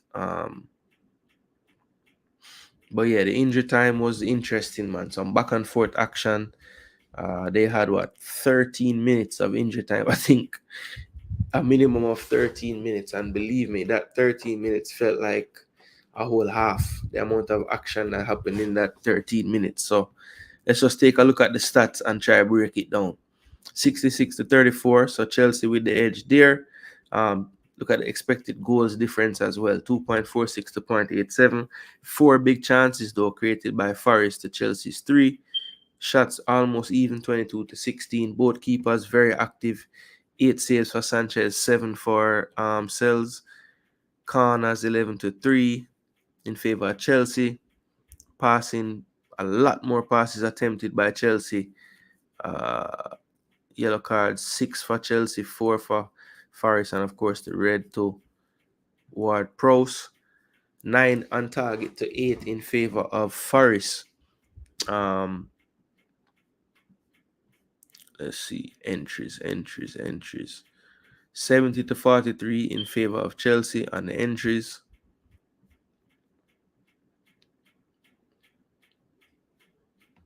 Big chance miss. Chelsea miss all them big chances, people. Not the best. So the boy Jackson never give me nothing. Sure. One big chance miss, of course. I thought Sancho had a decent game. For sure. Yeah, man. 3 key passes. Good job. Palmer was the man of the match in the match. According to the statistics, he had the assist for the goal to Madueke. 6 key passes and 1 big chance created. Very, very talented kid. And then Noni with a 8.7, not so far behind Cole with a goal on the day. And also 3 key passes. So good productivity from the wingers in this one. Open up the Forest defense, but was not enough to get them 3 points. 1-1, another good result for Nuno and his charges in this season. Probably at this point the surprise package. Forest doing very, very well. And I guess Chelsea has surprised some too, but I feel like that defense, man, it's going to be the issue for them. Sanchez is making 1,000 saves in a game. Eventually, yeah, it's going to be a problem. There are too many chances they're giving up at this point. All right, people, we've made it through 9 matches. That means there's only 1 match left, and it was a very, very, very, very exciting one. So when I say we save the best for last, but boy, this was a very close to best game. All right, so this was Tottenham Hotspur, Brighton and Hove Albion. Brighton, the host on this occasion, was not the best start for Brighton though. Tottenham came out the better team, and they were good value for their 2-0 lead by 37 minutes, courtesy of goals from Brennan Johnson, who is on fire right now, and also James Maddison after some poor goalkeeping from Bert Verbruggen, the number 1 of the Netherlands currently. Then in the second half, I don't know what Fabian Hurstler said to them at halftime, but brother, just give them the same speech there before every time a game going to start. Before the match start, halftime, yeah man, all training, give them the same speech. because they came out crazy in that second half, people. They got a goal very early in the second half to Minte. Really and truly poor defending by Tottenham. Van de Ven couldn't quite clear it. Udogi couldn't clear it, but the ricochet went straight to Minte, who composed himself and had a nice finish to the near post. And yeah, just so I have to give credit to this as well. Oh, and people, I can't believe this. We talk about the Fulham and City game. Sorry, I have to talk about this. The assist for the goal where my boy from Fulham score. Oh gosh, man. Raul Jimenez, the back heel assist. Yo, what up, yo? That was amazing. Zine, Raul Jimenez, that was amazing. Wicked piece of assist that. Anyway, back to regular programming. I just couldn't forget about talking about that. Sorry.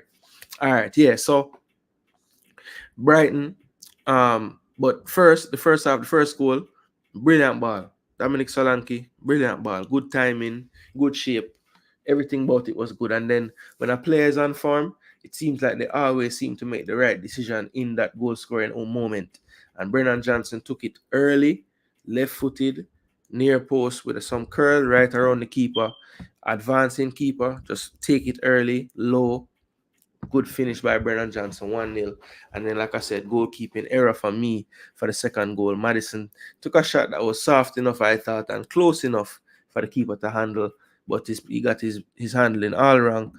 It squirted underneath the glove, and he was able to get that goal. So Madison made it 2-0. Then we're going to halftime. Minte makes it 2-1.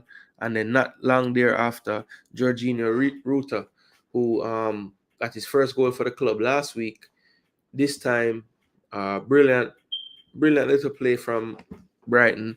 Estupinian on the left, who came on at halftime for Kaliaglu, plays it inside. Brilliant first touch by Mitoma. He slots it through to Ruta, and then Ruta gets the better of two defenders. I think it was Udogi and Van de Ven. Slots it after cutting to his left foot back to the right post. Yeah, could do nothing about it. Make it 2-2. And then soon after that, again, Jorginho Ruta, the architect, takes on Udagi, somehow gets the better of him, beats Benton Courtois right on the byline, clips it up, and Danny Welbeck with a free header in the 6-yard box. Everybody on Tottenham kind of expecting it to go out for a throw, or not a throw, a goal kick or a corner. But credit to Ruta, never stopped, slid, was able to clip that cross with just enough height to get it over the players in the way of Danny Welbeck. And by the time it got to Welbeck, he was as free as can be in the 6-yard box. So that's not home to make it 3-2. In the end, Spurs did try to get that equalizing goal, but they never quite could get it done. Let's just look at the stats real quick, and then we'll just discuss, Spurs right now and see what you guys think. Brighton had the edge in expected goals, 1.76 to 1.34. They had the edge in big chances, 4-1. Tottenham did take 2 more shots. Shots on target, 4-3 in favor of Brighton. Let's look at the big chances scored. 3 for Brighton, 1 big chance miss, and the 1 big chance created by Spurs. They did score. Touches in the area, Spurs edged it 32-27. Accurate passes, Spurs had about 160 more. Final third entries, they had 20 more, 56-36. So yeah, I mean, Spurs with some good attacking stats and everything. But in the end, if the other team is gonna attack you at any point, you have to be solid. And Spurs just was not solid enough. I was hearing something about, currently Spurs had the same amount of goals conceded as Arsenal or something like that. And I'm saying to myself, is it really long enough in the season to be talking about who conceded the least and who scored more? I mean, it's too early. Talk to me when the season done. But yeah, shambolic defending today from some of those Spurs players. When you look at the statistics on the game, Van de Ven getting a 6.6 and Udogie a 6.7 is crazy to me. I mean, they kind of had some mistakes around the back line there. Romero was sleeping for the Welbeck goal as well. Porro was okay. But yeah, I thought Mitoma had a really good game. Didn't score, didn't assist, but had a really, really good game. Oh, he did get an assist. Oh yeah, he got the assist for the Rutas goal. That's right. But yeah, he played really well, I thought. Mitoma, sharp, touch, clean, everything, tight space, taking on players. Yeah, man, good performance. Danny Welbeck, great start to the season. He's producing, scoring, assisting, puts in a great shift for the team still to this day. And Ruta again scoring for the second week straight. Tottenham, as I said right now, the best thing they got going is Johnson and Solanke. They look like they're forming a nice little, synergy with each other. Timo Werner is not good at football. He had an assist today, but I don't care. This man do everything good until him reach close to the box of the other team. And then him just turn. I don't know where him turn him to. Not even an actual footballer at that point.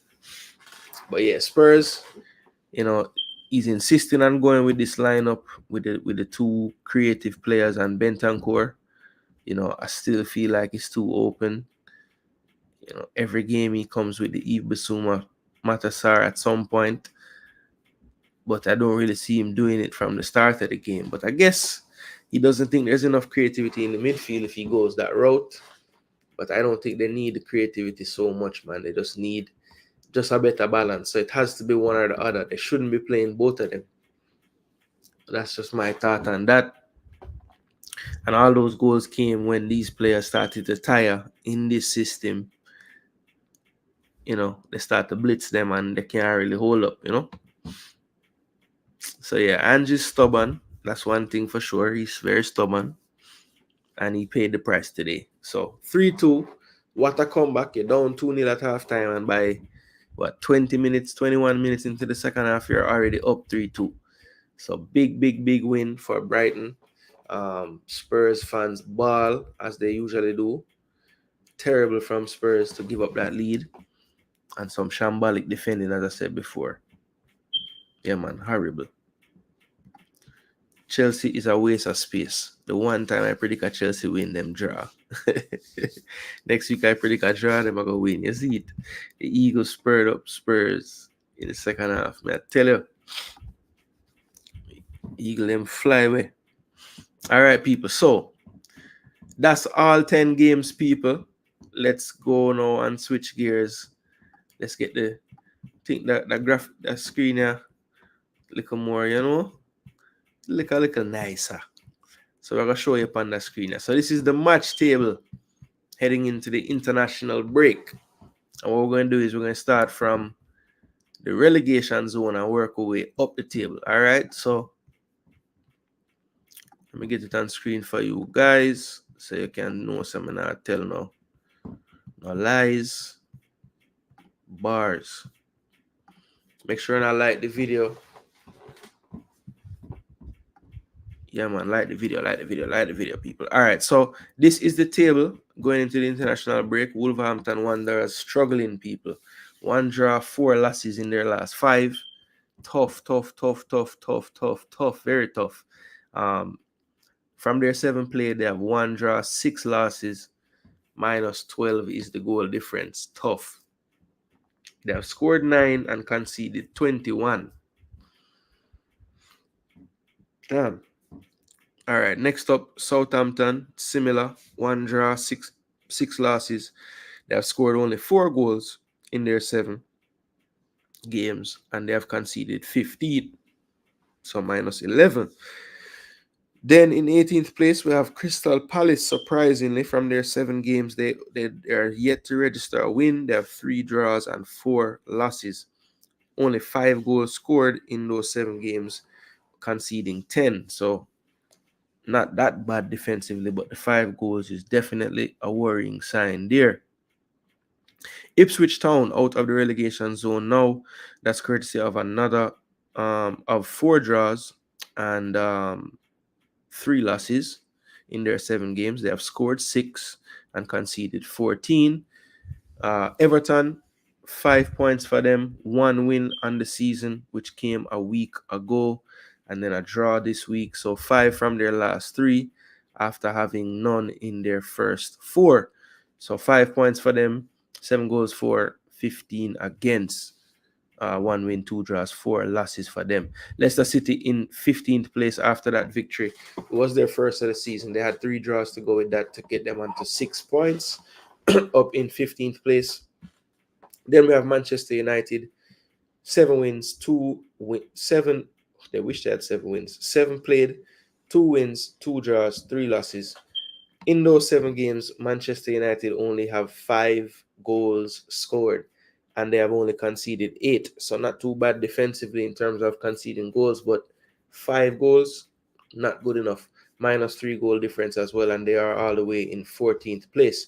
Tied with them on points, but beating them on goal difference is Bournemouth. They have scored 8 goals and conceded 10. 2 wins, 2 draws, and 3 losses. Another team with 8 points is West Ham. They have a 1 goal better goal difference, and that puts them in 12th place. 10 goals for, 11 against. Brentford, even on goals, 13-13. They're on 10 points for 0 goal difference. 3 wins, 1 draw, and 3 losses for Brentford in 11th. 10th place now we have Nottingham Forest, equal to 9th place Tottenham on points, but Tottenham with a superior goal difference, 14-4-8 against for Tottenham, as opposed to 7-4 Nottingham Forest and 6 against. So one of the stingier defenses in the league so far, and that is, of course, Nuno's Nottingham Forest. Then we move into 8th place. That is Fulham, 3 wins, 2 draws, 2 losses, 10-4-8 against in their 7 played for a goal difference of 2. That puts them on 11 points. Fulham. 7th place now we have Newcastle. They are on equal points with Brighton, but Brighton with a better goal difference, both on 12 points. 3 wins, 3 draws, and a loss. +3 for Brighton, +1 for Newcastle. Brighton scoring 13, conceding 10. Newcastle scoring 8, conceding 7. Then we move into the top 5 now. In Europe, you would have Aston Villa. They are on 14 points right now. Let's see. 4 wins, 2 draws, and a loss for Villa.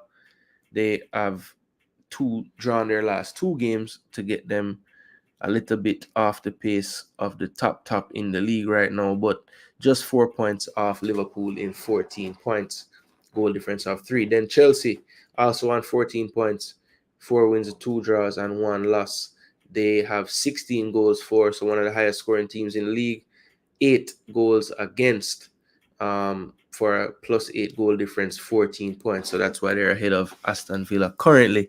Then Arsenal in 3rd place, tied with Man City on points, but Man City edges the goal difference.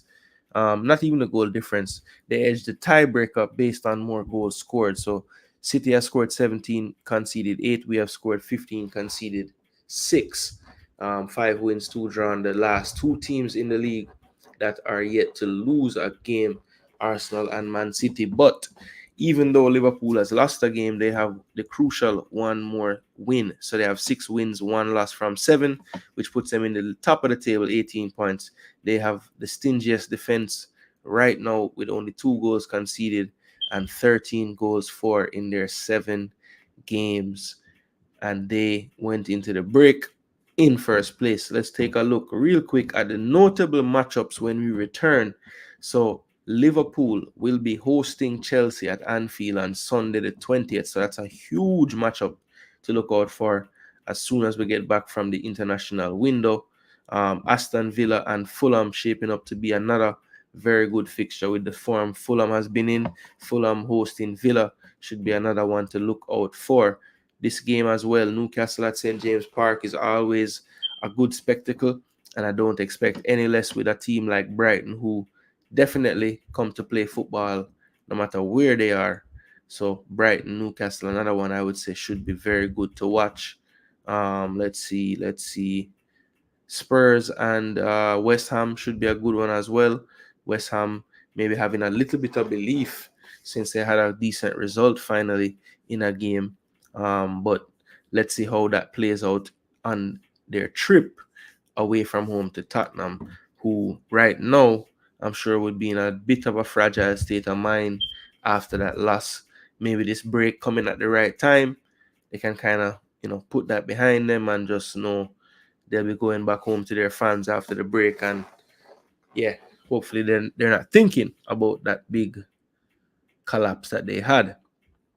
And then the other game, I would say Man U hosting Brentford. Right now, I think Man U games are always crucial to point out just because of the tension and the stress level that's going on with Man United right now. We saw the whole entire board of directors and everybody and their mother in the game, the last game, and it was a 3-0 from Spurs. So, yeah. People are saying the writing is on the wall and this and that, but nothing confirmed yet. Ten Hag is still around until he leaves. I think Man U is must-see TV. All right, so those are some of the notable fixtures coming up. Arsenal and City have games as well, but Wolves hosting City. Just don't think Wolves defense can hold up. And then Arsenal playing against Bournemouth could be a tricky one, but for some reason we usually have good success at the Vitality. So yeah, looking forward in a couple of weeks to the resumption of the league. But for now, we are after the international games, and before we cut out for the evening, what we're gonna do now is just give you guys an update of how the fantasy went this week. So let's see, fantasy. All right, so I'll show you guys the traditional fantasy first before I show you guys my draft outlook. First thing I'll tell you, for 2 weeks in a row now, I've had the player of the week in my team. So Palmer last week was in my team, and this week I did pick up Antonio, so I had him in my team as well. So it's always good when you can have the top player in your actual team. Let's see if I can find. So where's the league?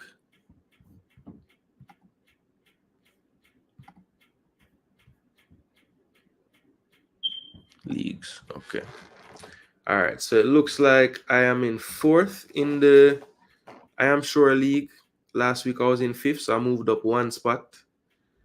And it's gotten tighter at the top as well because I've made up some ground. I got 57 this week, and looks like all the top players kind of struggled this week. 38, 35. Philip Clark had a decent week as well, like me. So, he's a bit ahead of me currently. But, yeah, a couple of weeks ago, I was about 70, 80 away from these guys. So, good dent put in the top part of the table there. And this is what my team actually looked like this week. So, beat the average in the world this week, so that's always a good thing. 57. Made 1 transfer in, and that transfer in was huge. I had to drop João Pedro because of the injury, and the pickings was slim at this price point, but I went with the Jamaican and he didn't let me down. 1 goal and, as I said, 3 assists in fantasy. So 18 points for Antonio. Haaland, 2nd week straight a captain here, and you don't give me anything. 4 points. Jackson didn't look that good today. Didn't look like he would have ever scored today. So I got 2 from him. Palmer got the assist from Madueke goal, so I got something there. Semenyo played well, but didn't give me anything on the score sheet. Rogers got an extra point for a clean sheet. That's it. Saka, 2 assists, 1 goal. Man of the match. We'll take it. 16 points all day long. Defense, keeper, didn't give me nothing. I thought Southampton would be able to keep the clean sheet, but I have to consider now Arsenal at home just don't keep clean sheets like they do on away from home. So I don't know. Most of the time you start the big teams at home against certain teams, but there's something going on at the Emirates where we can't keep clean sheets. I don't know what it is. Vandenberg, and I had Fass on my bench. So it could have been better. I didn't think that Leicester was going to keep a clean sheet this week, but they did. Could have started fast and got a bit more, but that's okay. 57 points, good progression. I was further back some weeks ago, and we'll keep moving forward. So Good work, my FPL side. Thank you very much. Imagine telling a United fan 20 years ago that Nottingham Forest would have more points than them in the league. For real. Them time in Nottingham Forest, they in all division, whatever. Wait, 20 years ago? Early 2000s? Yeah. But I've gone down by then. Alright, so the fantasy draft now, people. So I'm showing you how this go now. Alright, so you know, draft, everybody have them on a side. So one league me and I'm name Pickpocket FC, but then a first. See? I have about a 50 odd point lead. This was this week's lineup. I get 52 this week. Alisson Becker, hopefully him not out for long. I get 10 from him. Man of the match performance. Get a save bonus too. Yeah, man. Do your thing, Alisson. Well done. But start Leaf Davis, him get 0. 4 goals conceded, -2. You get 2 for play the game, -2 because you concede. Gabriel couldn't keep the clean sheet, so just 2. No goal from a header this week. Konate, clean sheet as well. So you get 4 extra points, so that's a 6. Trossard came on. Should have had an assist on that last goal, but him hold on the ball too long. Salah, clean sheet bonus for the 3. Semenyo, nothing. Barnes, clean sheet as bonus as well.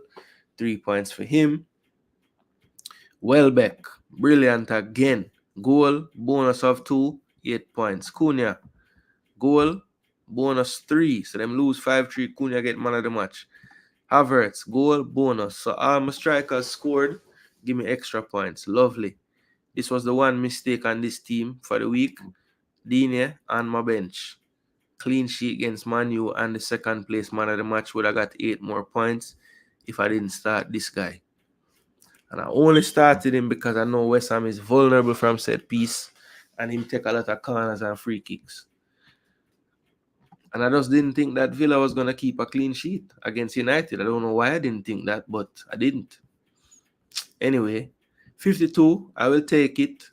I have a nice size lead in that one, yeah, so I'm good to go. And then Crystal Ball FC, this is my other league that I'm in currently. Still leading in this one, but the lead not as big. But a 47 this week, so not bad. Made another mistake on my bench this week. Cunha. Didn't start Cunha for some reason. I wanted to start all my midfielders. You know, I figured Barnes at Everton going to give me something. This man at Leicester going to give me something. This man playing Palace might give me something. Johnson on fire. Couldn't bench him. And then Trossard last week did a whole lot. So I figured he would do a lot more. He came off the bench. That was probably the one that once I saw him on the bench, I knew it. I said I should have started Cunha, you know, man. And Cunha got the 9 points. But at least in this league where I have Digne, I didn't bench him. I had him playing. So I got the 8 there. Again, Raya couldn't hold it for me. Forget the clean sheet. But yeah, basically Johnson, Solanke, Havertz, Konate, Digne, they kind of carried me this week in this league. And I'll take it. 47 points. Still in first. And we have the window to look forward to. Can take a break from fantasy for a little while. And just full joy the Jamaica Reggae boys and others playing their international games. Alright. So people, big up on yourself, you know. Them time now, you know, people. Thanks so much for tuning in. 11:33 now. Man's have an early start tomorrow. Oh, before I forget, people. The last thing we want to do before we left, you don't know people that participating in the game. So I want to say, drum roll. Second place this week. He has been a champion before, but he's not a champion this week. We have Dukeland Stennett with a 6-4 record. No correct scores this week, Duke. So I don't know what happened. Usually you get one or a few of those. But in first place this week, with a great record of 7-3 in a tough week for the games, we have none other than another Gooner himself, Mass Sports World people with a 7-3 record. Well done to Mass Sports World. First week title for you. We're going to have to do a recap and see how many people get the most titles, you know. I know I have one. I know Chaddy have one. I know Duke have one. I need to check and see who else has one. But what we introduced something last week, and we didn't make the graphic for the champions or the other people. Just so you guys know, to fill out everything. I was 5-5, and so was Fana Minot this week. Then we had a bunch of people at 4 and 6. Nitro and Chaddy 4 and 6. They both had one correct score. Then we had some others at 4 and 6 with no correct scores. Those would have been Game Birds, Biggs G, and Avis. So Avis 4 and 6, Biggs G 4 and 6, Game Birds 4 and 6 as well. And then the donkey of the week, people. We had to make that graphic. We didn't make the list of everybody else. We just said them. And we didn't even make a champion page. But the donkey, we made the page. And none other than this week, the mighty NDH with a 3 and 7 record. I don't know what happened. Usually a solid picker. He did get one correct score, but it couldn't help him. There was no tie to break. He was the only one to get 7 losses this week. So 3 and 7, donkey of the week in the picks goes to the one and only NDH, founding member of Gooner TV, I might add. So yes, people, thanks so much for participating, all those who did their picks.